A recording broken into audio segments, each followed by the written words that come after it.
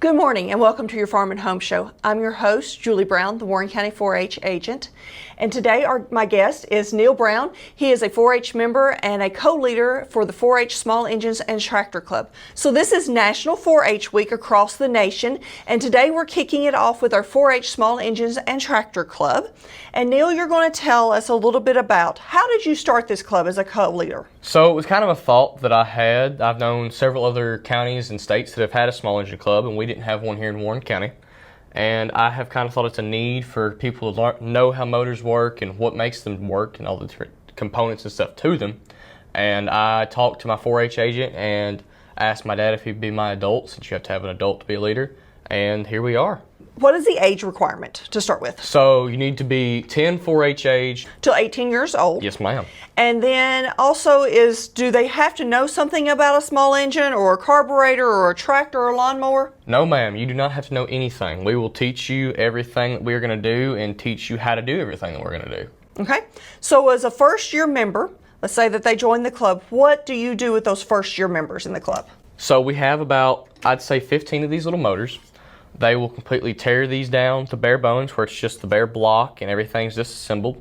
And then they will reassemble them the way that they were assembled from factory. And then they will do their best to get them running again. If it's a member this is their first time playing with motors or knowing anything about it, yes, it normally takes them the whole year. But if it's a kind of more of an experienced member, then they can move on with some of the other small engines that we have. Okay. So after they get done taking this motor apart, they'll probably become a second-year member. Yes, ma'am. So with your second-year members, your second and third-year members, what do they do in the club? So they will take their knowledge that they have learned on these little motors and apply it to, like I said before, like some other different types of motors, like weed eaters, generators. We've played with some tractors to try to get them running again, and then sometimes they will do whatever they kind of want to. Just tear something apart, build it back up, try to get running. Okay. So these are a lot of things that people have donated. So you're looking at like lawnmowers, weed eaters, generators, blowers, those kinds of things.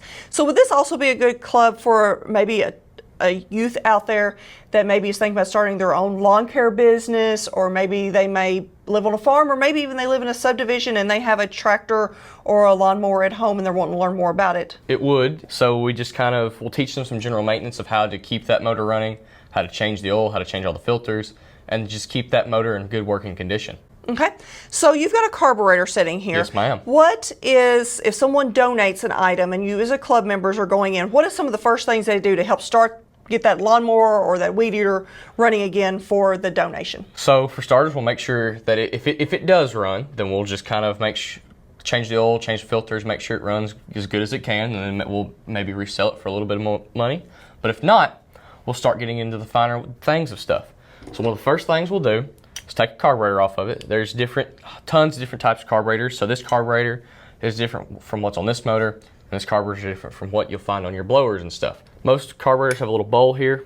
You take your bowl off of it, make sure all your jets and all your stuff is cleaned outside of it, make sure it's getting air and fuel to it. And once you have it all cleaned out, put it back on your motor and make sure that it's still getting fuel and running properly, and start it from there. And if it runs great, then that's great. Okay, so let's say you've cleaned that carburetor out and your lawnmower or whatever is no longer running. What's the next step that you all do in the club? So the next thing you want to do is make sure that you are getting spark. So on this little motor, you kind of see it right down there, this little black thing that spins. When your flywheel spins and you're pulling on your motor, it has a magnet in it that creates electricity through magnets to therefore make spark through that and make sure it's getting spark. If it's not getting spark, then it could either be your spark plug's bad, it's not close enough to your magnet, it's too far from your magnet. It could be a number of things. But you want to make sure it's getting spark, and that would be the next step for making sure it runs. Okay. So with this, if you all are watching this and you're interested in becoming a member, if maybe you have a child at home, the 4-H Small Engines and Tractor Club, you can contact us here at the Warren County Extension Office.